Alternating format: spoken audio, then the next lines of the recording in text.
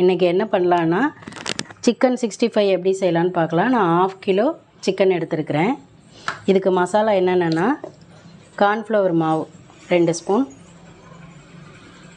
இந்த ஸ்பூனில் 1/2 கிலோ எடுத்துருக்கிறேன். கடலை மாவு 2 ஸ்பூன், இந்த ஸ்பூனில் பைண்டிங்க்காக கடலை மாவு போடுவேன். மஞ்சத்தூள் 1 ஸ்பூன், சால்ட்டு உப்பு 1 ஸ்பூன், சிக்கன் 65 மசாலா 1 2 3, இந்த ஸ்பூன் சின்னதாக இருக்கனால 3 போட்டுக்கிட்டேன். தயிர் ஒரு 1/2 டம்ளர் ஊற்றிக்கங்க. இஞ்சி பூண்டு பேஸ்ட்டு ஒரு 2 ஸ்பூன் போட்டுக்கோங்க. இந்த ஸ்பூனில் ஆயில் 1 ஸ்பூன் ஊற்றிக்கங்க.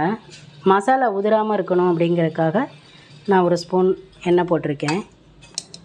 மிளகாத்தூள் 1/2 ஸ்பூன், இந்த ஸ்பூன் சின்னதாக இருக்கனால 1/2 ஸ்பூன். ஃபுட் கலர் ஒரு 1/4 ஸ்பூன். வேணும்னா நீங்கள் போட்டுக்கோங்க, வேணாண்டா ஸ்கிப் பண்ணிக்கோங்க. ஆனால் சிக்கன் 65க்கெலாம் அது போட்டால் தான் குழந்தைங்க விரும்பி சாப்பிடுவாங்க. மசாலா கொஞ்சமாக தண்ணி ஊற்றி பிரட்டிக்கலாம்.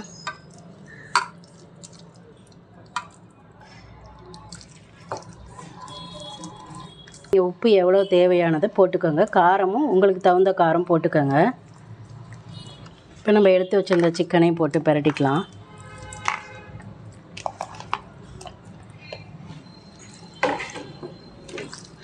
மேரினேட் பண்ணி ஒரு 1/2 hour வச்சு பொரிச்சிங்கன்னா நல்லாயிருக்கும்.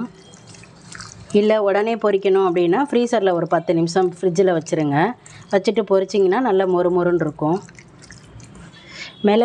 மிளகு ஜீரகம் பொடி 1 ஸ்பூன் போட்டுக்கோங்க, அந்த ஃப்ளேவர் நல்லாயிருக்கும். அதுக்காக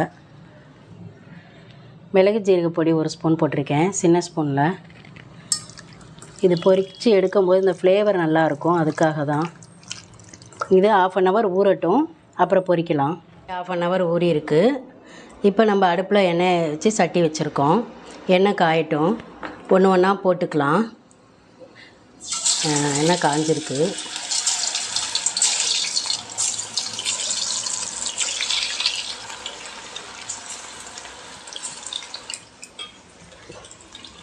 ஒரு நிமிஷம் வெந்தோன்னே கிளறி விடுங்க.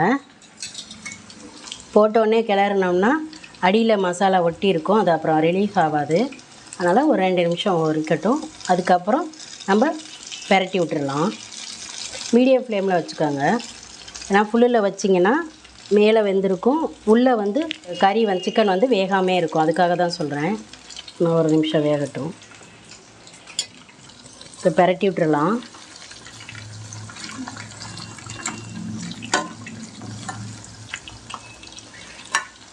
சிம்மிலே வச்சு எடுங்க, இல்லைனா மீடியம் ஃப்ளேமில் வச்சுக்கோங்க.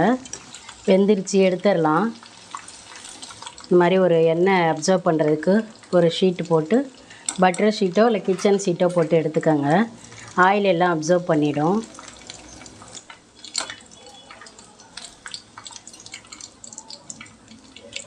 இதே மாதிரி அடுத்ததே ஒன்று ஒன்றா போட்டு எடுத்துக்கலாம்.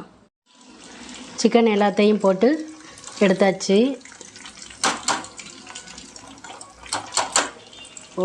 கடலை மாவு போட விருப்பம் இல்லாதவங்க முட்டை 1 போட்டுக்கலாம். நான் முட்டைக்கு பதிலாக தான் கடலை மாவு போட்டிருக்கேன்.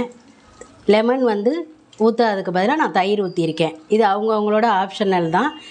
தயிருக்கு பதிலாக லெமன் போட்டுக்கலாம், அது அவங்கவுங்களோட விருப்பத்துக்கு ஏற்ற மாதிரி. சிக்கன் எல்லாத்தையும் பொரித்து எடுத்தாச்சு. இதே அளவுகளோட இதே மாதிரி நீங்களும் உங்கள் வீட்டில் செஞ்சு குழந்தைங்களுக்கு கொடுத்துட்டு எப்படி இருக்குன்னு கமெண்ட் பண்ணுங்கள். வீடியோ பிடிச்சிருந்தா சப்ஸ்கிரைப் பண்ணுங்கள், லைக் பண்ணுங்கள், ஷேர் பண்ணுங்கள். தேங்க்யூ.